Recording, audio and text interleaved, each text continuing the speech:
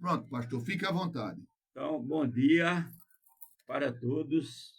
É um prazer muito grande estar aqui nessa rádio, no YouTube, no Instagram, porque eu estou aqui para falar hoje e o tema da minha ministração é o valor da vida. Eu quero trazer para você que nós nos importamos com a vida. Eu sou um pastor, pastor Claudino, fundador do Verbo da Vida aqui no estado de Alagoas, e sempre eu tive muito interesse pela vida humana, em todos os níveis. E aqui hoje eu quero falar sobre o valor da vida. A vida tem um valor muito grande, porque Deus ele considerou o homem com um valor imenso. O homem foi feito numa estatura muito grande. A Bíblia diz que Deus fez o homem um pouco menor do que ele. Teve uma certa ocasião onde Davi, ele está escrevendo o Salmo número 8, e ele chega ao ponto de dizer que Deus fez o homem um pouco menor do que Deus, porque na versão lá está um pouco menor do que os anjos, mas isso, na verdade, por exemplo, na revista atualizada, quer dizer que fez o homem um pouco menor do que Deus. E eu estou aqui para falar do valor da sua vida. Você que está nos ouvindo, você que está nos acompanhando, saiba que a sua vida tem valor. Eu sei que muitas pessoas, por alguma razão na vida, eles deixaram de valorizar a sua própria vida e às vezes eu não tenho valor, não valho nada. Eu quero desmanchar essa ideia sua hoje. Você sim tem valor, porque Deus fez você com valor. E tem um detalhe muito grande, a Bíblia diz que nós fomos comprados por um alto preço. Se você chegar lá no Evangelho no Evangelho não, em 1 Coríntios capítulo 6, a Bíblia diz que nós fomos comprados por um alto preço. E você, quem não tem valor, nunca nem vai comprar. Ninguém vai comprar você se não tem valor. Mas então nós temos esse valor. E a vida, ela é muito interessante que nós possamos frisar o seguinte. Quando eu cheguei no Salmo 116, eu vi uma coisa incrível. Salmo 139, me perdoe, versículo 16. A Bíblia diz que Deus está olhando para nós quando nós estamos ainda informes. Então, significa que quando você estava sendo gerado do ventre da sua mãe, Deus já estava olhando para você e atribuindo um valor para você. Porque Deus é um Deus de propósito. Deus não cria nenhum homem sem propósito. Todos os homens foram criados com propósito. O propósito dele é nascer, crescer, multiplicar, produzir, ser frutífero. É isso que é para o homem. Mas nós sabemos que ao percalço da vida, onde o homem ele entra numa vida difícil muitas vezes, mas agora vem o segundo plano, que é o plano de Deus, é o plano do Evangelho. O Evangelho, na verdade, a Bíblia diz que o Evangelho é o poder de Deus. Eu sou bastante animado e alegre com a vida do apóstolo Paulo. Aquele homem que era um judeu, perseguidor da igreja, e um dia ele se encontrou com Jesus, e de maneira que, na verdade, ele mudou de vida, e aquele homem escreveu 13 cartas do Novo Testamento. Uma maravilha. Tudo que você aprendeu de bom hoje, que nós somos uma nova criatura, que nós somos justiça de Deus, que nós somos mais do que vencedores, você aprendeu, na verdade, com Paulo. E então ele escreve em Romanos capítulo 1, versículo 16, que ele não se envergonha do Evangelho, porque o Evangelho é o poder de Deus para a salvação de todo aquele que nele crê. Então, esse poder é muito grande e tem mais uma coisa que eu quero dizer. O que mais me anima é porque a vida do homem, independente de como ele estiver, ela pode ser mudada.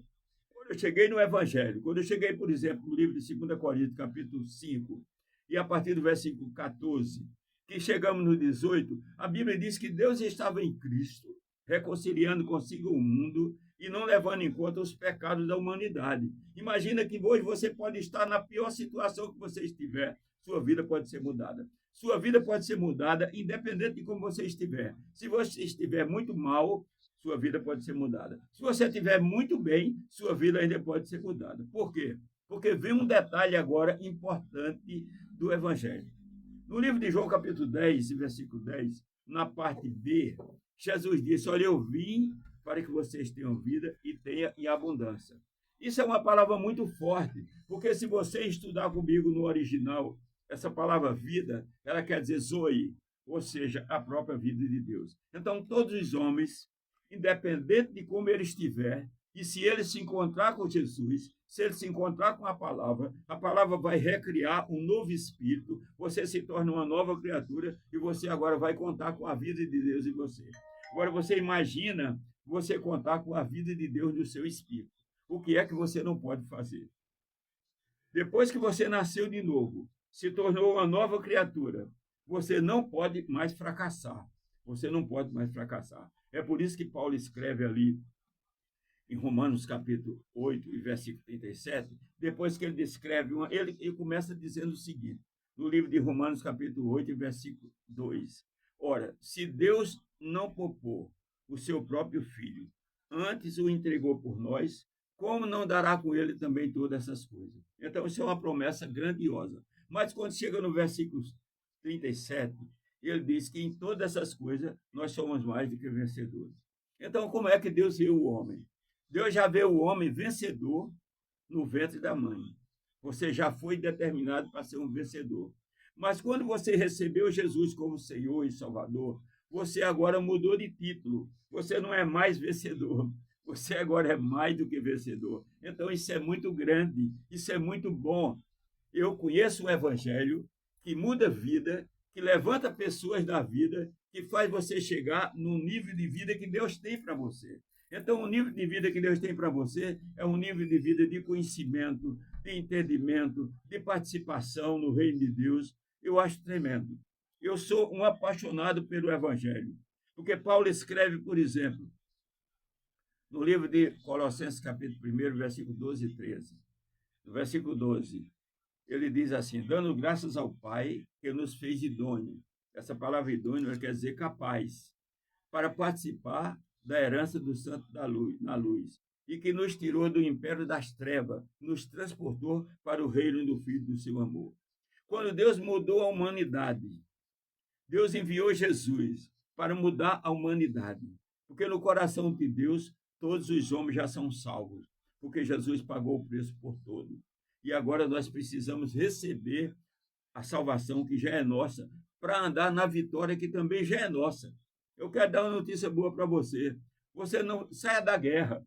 A guerra já acabou, porque Jesus já venceu. E agora nós temos que andar na vitória que já é nossa.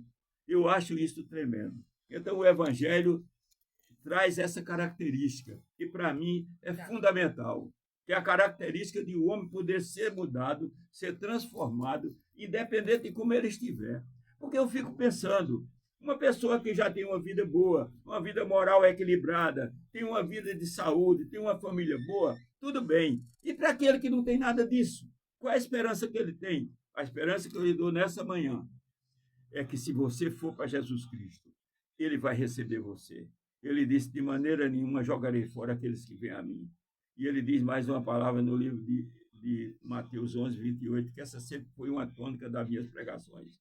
Vinde a mim, vós que estáis cansado e sobrecarregado, e eu vos aliviarei. Tomai sobre vós o meu jugo e aprendei de mim, porque sou manso e humilde de coração, e acharei descanso para as vossas almas, porque o meu fardo é leve e o meu jugo é suave.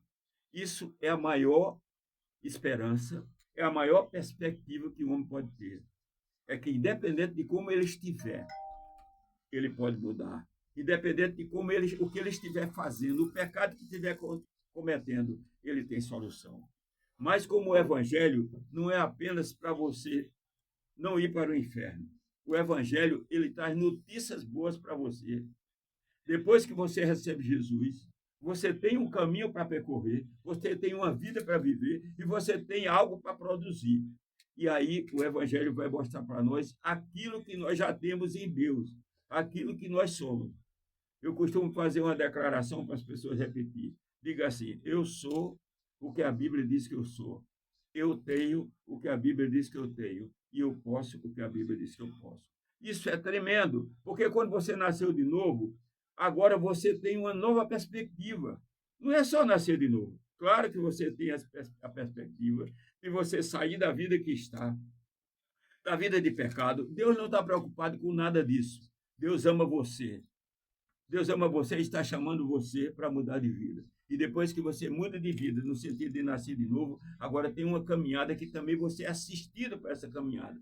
Quando você conhece quem você é em Deus, o que você pode, o terrível que você pode, a sua vida vai mudar, porque Deus, Ele quer que você seja produtivo no reino de Deus. Deus quer que você esteja numa ligação perfeita, perfeita, totalmente perfeita do reino de Deus, totalmente perfeita no que Ele tem para você. Nós nascemos de novo agora, é outra realidade. Eu ensino uma matéria no Rema Brasil, chamada Realidade da Nova Criação.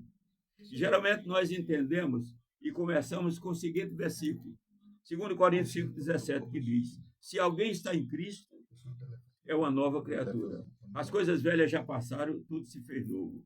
Então, é uma perspectiva muito grande. Quando você nasceu de novo, é uma nova criatura. Você não tem nada mais a ver com a sua vida passada. Agora você tem que olhar para frente e para cima, para você viver a vida que Deus tem para você.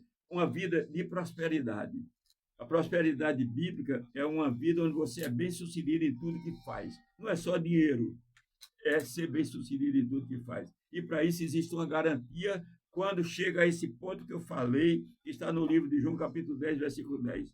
Jesus diz assim: eu vim para que vocês tenham vida e a vida em abundância. Essa vida é a própria vida de Deus habitando em nós. Então não tem como não dar certo, não tem como não crescer, não tem como não avançar. Por quê? Porque nós temos a própria vida de Deus habitando em nós. Essa é uma realidade que muda o homem do ponto de vista espiritual e, a partir daí, vai mudar o homem nas 3 dimensões. Porque o homem é um espírito que tem uma alma e habita num corpo. Então, essas 3 dimensões, ela é afetada quando a vida de Deus entra em você, quando você nasce de novo, você agora pode ter sua vida transformada. Por quê? Porque da parte espiritual é Deus que faz, mas na parte da mente e na parte do corpo somos nós que fazemos. Muito, muito bom.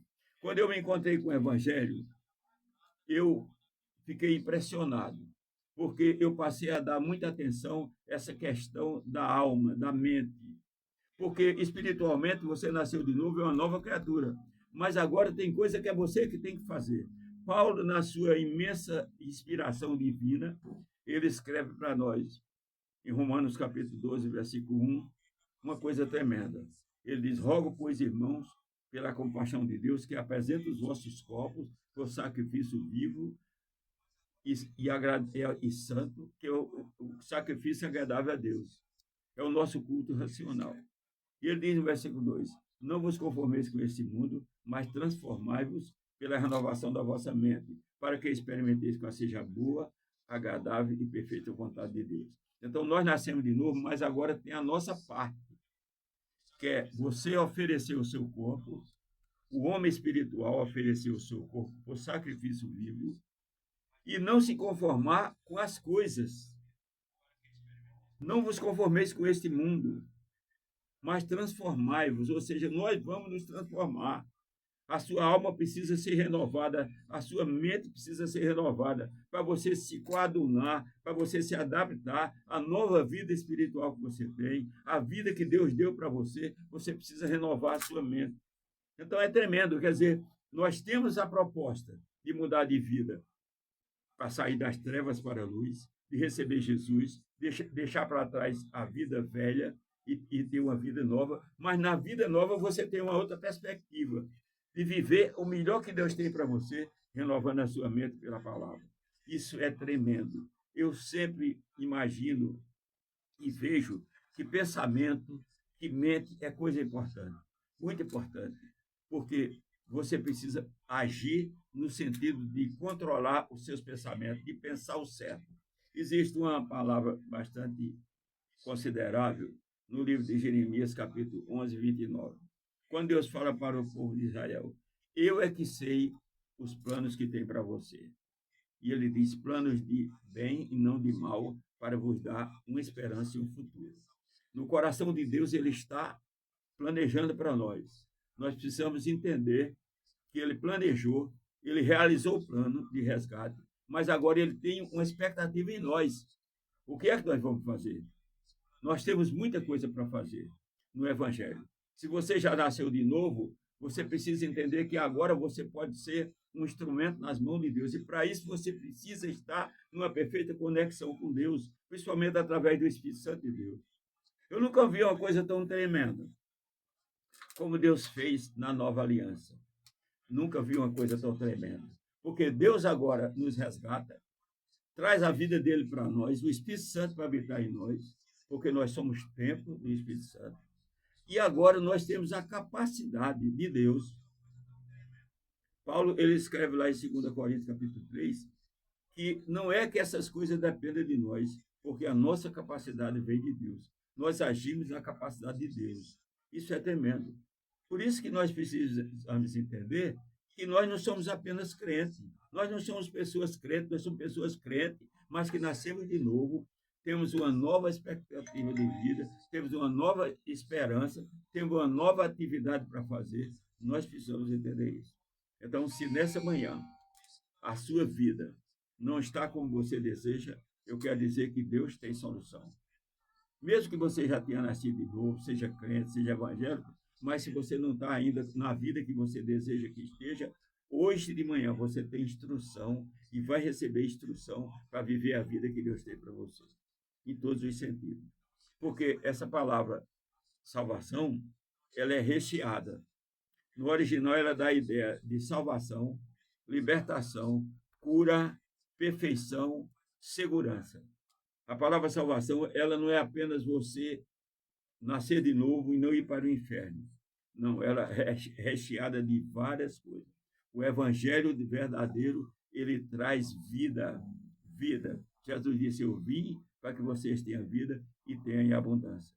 Então, essa palavra, quando eu citei o tema, o valor da vida. Sua vida tem valor. Sua vida tem valor. E agora você conta com o quê? Com o apoio de Deus, você conta com a palavra de Deus, você conta com o Espírito Santo para lhe ajudar, para que você possa viver essa vida em toda plenitude. Porque Deus deseja isso para isso. Se você quer saber como Deus deseja para o homem, você tem que ir para a origem para saber como Deus criou o homem. Deus criou o homem para dominar. Deus criou o homem para reinar. Deus criou o homem para viver bem, para produzir.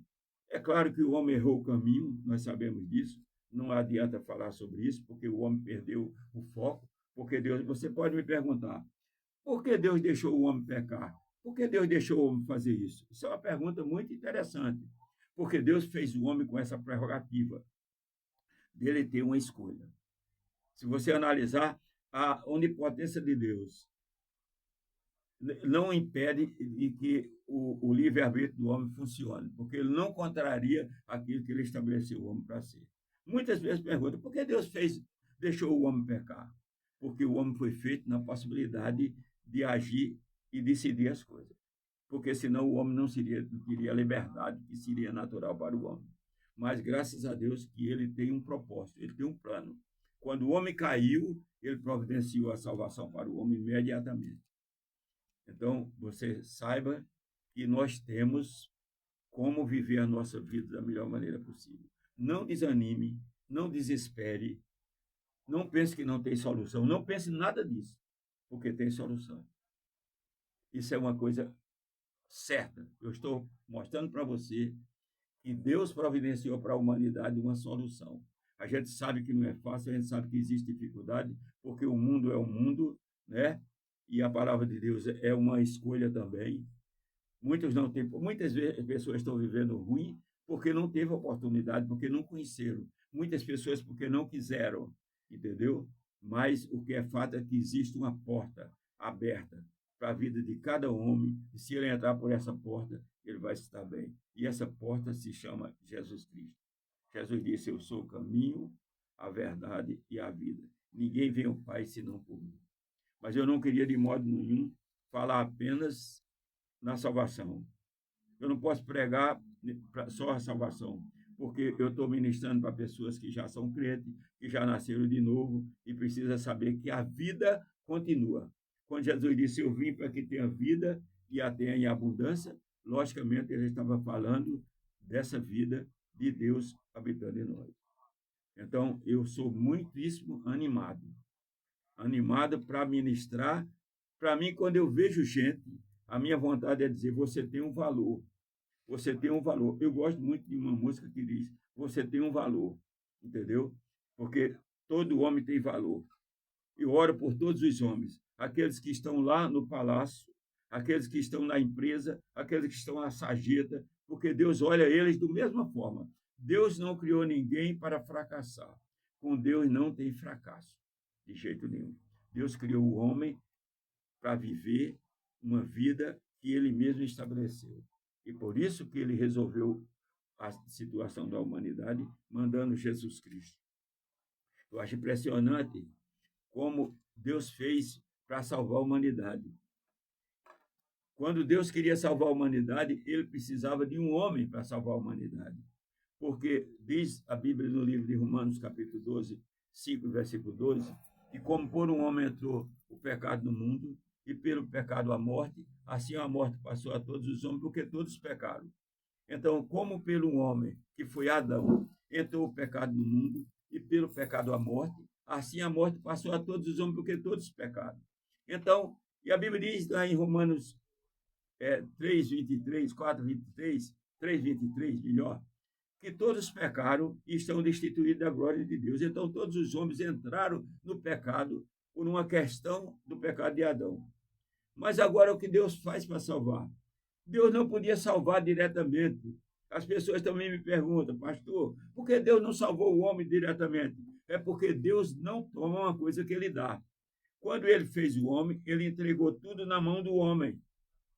O homem é quem tinha que fazer. Como o homem perdeu, agora ele precisava de um homem para tomar tudo de volta.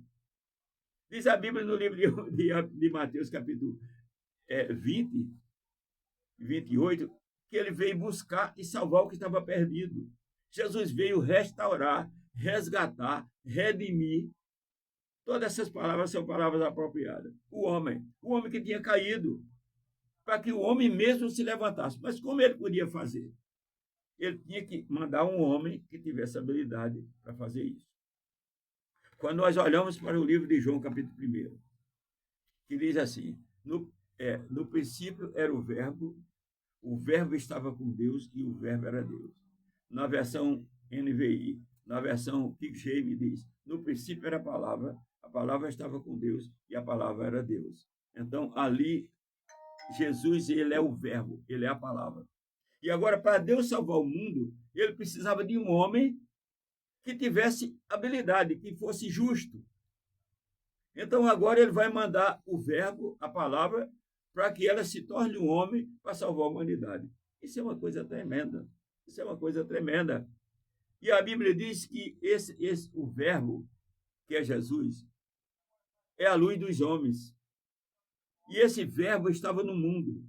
O mundo foi feito por ele, mas o mundo não conheceu, que é a palavra. E a palavra veio agora e a Bíblia diz que o verbo se fez carne, ou seja, se tornou um homem. A palavra de Deus se tornou um homem. Agora como? Um homem perfeito, que não tinha pecado. Porque para fazer o sacrifício da salvação tinha que ser alguém perfeito, que não tinha pecado. E a Bíblia diz que esse homem foi gerado dessa forma. O verbo se fez carne e habitou entre nós. Eu acho tremendo isso aí. Porque você vai saber agora como Deus salvou a humanidade. Ele enviou a sua palavra para se tornar um homem, e esse homem com habilidade para ir até a cruz, pagar o preço do pecado da humanidade. Meu Deus do céu, eu sou tão grato a Deus. Eu quero que você seja grato a Deus também por essa realidade tremenda de como Deus salvou a humanidade. Agora Jesus vem, livro de João, capítulo 1, versículo 14, o verbo se fez carne, no original quer dizer, o verbo tabernaculou entre nós. Não tinha nenhum homem na terra. Deus não estava na terra. Deus não tinha acesso à terra por causa do pecado. Mas agora nós tínhamos Deus conosco, Jesus, Deus conosco. E agora Jesus vem e assume um corpo humano com todas as limitações que o homem tem, porque ele saiu do seio do Pai para assumir um corpo humano. E agora ele, num corpo humano, ele tem uma certa limitação, mas ele se prepara agora para assumir o pecado da humanidade, para assumir tudo que você devia, o que eu devia. Ei, a sua conta já está paga. Não fique agora assustado, não, porque sua conta já está paga. Jesus já pagou. Você não deve nada para Satanás. Ele já pagou por você. Isso é uma grande coisa. que nós precisamos avisar para as pessoas: olha, o seu pecado já foi pago, você só precisa receber Jesus como Senhor e Salvador e a sua vida espiritual está garantida. Se você que está me assistindo ainda não recebeu Jesus ou não aceitou Jesus, deixa eu lhe dizer, é muito fácil, porque Paulo dá uma instrução maravilhosa. Eu fui um religioso e quando eu conheci a palavra de Deus, eu fiquei maravilhado, porque eu pensava que a minha salvação era depois que eu morresse. Mas depois que você morre, você não fica pior nem melhor. Lá em Hebreus capítulo 9, 27, diz que ao homem está determinado morrer uma só vez e depois segue-se o juízo. Então, você não pode fazer nada mais depois que morre. Você tem que resolver enquanto tem consciência, enquanto está num corpo aqui na Terra. E aí, quando eu descobri isso aí, eu fiquei maravilhado. Eu sei que no ano de 1991, no mês de setembro, eu entendi essa palavra. Alguém ministrou para mim, mostrando no livro de Romanos, capítulo 10, versículo 9, que diz assim: se com a tua boca confessar a Jesus como Senhor, e no seu coração você crê que ele ressuscitou dos mortos, será salvo. Porque com o coração se crê para a justiça, com a boca se confessa a respeito da salvação. Naquela hora, eu recebi Jesus e eu nasci de novo. E é por isso que eu estou aqui no estado de Alagoas. Vim da Paraíba para cá, 26 anos atrás, para começar um ministério, porque se eu não tivesse nascido de novo, eu não estaria nem aqui. E aí, pronto. Aí minha vida mudou para sempre, por quê? Porque eu saí das trevas para a luz. Eu deixei de ser pecador para ser filho de Deus. E aí a vida começou a mudar e está mudando todo dia e ainda vai mudar, no nome de Jesus. Então eu quero dizer para você nessa manhã, se anime e se alegre, porque a vida tem valor. Não se deixe levar pelas circunstâncias. Não se deixe levar pelo que disseram de você. Tem muita gente que desde novinho, que Deus olha, porque as pessoas olham para ele e amaldiçoa e diz que não presta, que não tem solução, que é condenado, mas não é assim. A verdade de Deus é outra. Você tem valor, você tem expectativa, esqueça o que passou. Eu gosto muito dessa questão de esquecer o passado, né? Porque se você analisar, a Bíblia diz que você é uma nova criatura, as coisas velhas já passaram. Isso tem que sair da sua cabeça, porque espiritualmente já aconteceu. E se você olhar, eu tenho dois textos bem importantes para eu citar para vocês aqui, com relação àquele que já nasceu de novo, ou até aquele que vai aceitar Jesus ainda, que está no livro de Hebreus, capítulo 12, quando é escrito assim: visto que nós estamos a rodearmos tão grande número de testemunhas, deixemos todo embaraço e o pecado que tão de perto nos rodeia e corramos com perseverança a carreira que nos está proposta, olhando firmemente para Jesus Cristo, que é o autor e consumador da nossa fé. Todos nós temos uma carreira para correr e não podemos nos embaraçar com nada. Temos que correr. Quem é corredor profissional, ele leva uma roupa mais leve que puder, para não se embaraçar. E assim somos nós na nossa vida espiritual e também mental. Porque além do embaraço espiritual, tem um embaraço mental. Você tem que ter uma mente voltada para onde você quer chegar. Mas Paulo também ele escreve uma coisa tremenda no livro de Filipenses, capítulo 3. Ele estava citando a vida dele, que ele tinha deixado tudo para trás. Ele era um homem famoso, era um homem bastante considerado na sociedade, mas vivendo na lei, e ele deixou tudo e ele diz uma coisa. Ele diz: olha, não que eu seja perfeito. Primeira coisa que a gente tem que pensar, nós não somos perfeitos ainda. Agora, não pode se acomodar. Não pode se acomodar. Também não pode pegar esse chavão. Não é assim mesmo, eu não sou perfeito para fazer o erro. Não. Você pode caminhar para a perfeição. Porque Paulo diz assim, não que eu seja perfeito, mas uma coisa eu faço. Deixando as coisas que para trás ficam, eu avanço para as que estão diante de mim. Ou seja, para o prêmio da soberana vocação de Deus em Cristo Jesus. Você tem que andar olhando para frente. Não se dirige carro olhando para o retrovisor. Você tem que olhar para frente. Olhar para frente. Eu costumo dizer uma coisa nas minhas ministrações. Amanhã será melhor do que hoje. Eu vivo assim. Amanhã será melhor do que hoje. Eu vivo dessa forma. E vou sempre viver assim, porque isso tem sido uma constante na minha vida. Até nas horas que parecia que tudo tinha parado na minha vida. Mas essa palavra chegou para mim e eu avancei. Amém? Então, vamos prosseguir Vamos prosseguir, porque eu estou caminhando para o fim. Agora o meu tempo já está se esgotando, mas eu quero somente deixar um apelo para você. Se você está ouvindo essa mensagem, eu vou fazer uma oração com você agora. Não conheço todo mundo desse público envolvido, mas a oração da salvação eu queria fazer. Diga assim comigo: eu recebo Jesus Cristo como meu Senhor e meu Salvador, porque eu creio que Jesus ressuscitou dos mortos e está vivo. Com a minha boca eu confesso a respeito da salvação. Eu declaro que Jesus Cristo é o meu Senhor e eu recebo a minha salvação agora, no nome de Jesus. Muito obrigado.